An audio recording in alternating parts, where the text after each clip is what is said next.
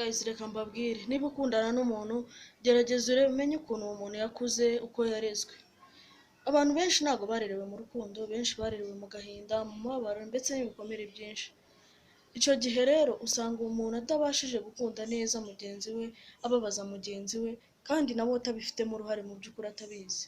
Buriya nta muntu ujya utanga icyo adafite, ntabwo watanga icyo udafite, ntibishoboka, ntibibaho.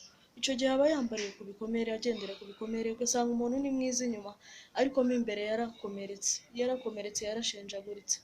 Icyo gihe rero gerageza umenye uwo muntu, umenye ukuntu ahahise hari hameze. Benshi bagendana ibikomere, benshi bababajwe n'ibikomere, benshi batanga ibikomere kuri bagenzi babo. Rero kenshi usanga biterwa n'icyo ngicyo. Niba utekereza ko ibikomere by'ahahise bitagira ingaruka nyinshi ku buzima bw'uyu munsi cyangwa se mu rukundo rw'uyu munsi, uribeshya cyane. Inshuti yanjye, ni ukuri uribeshya.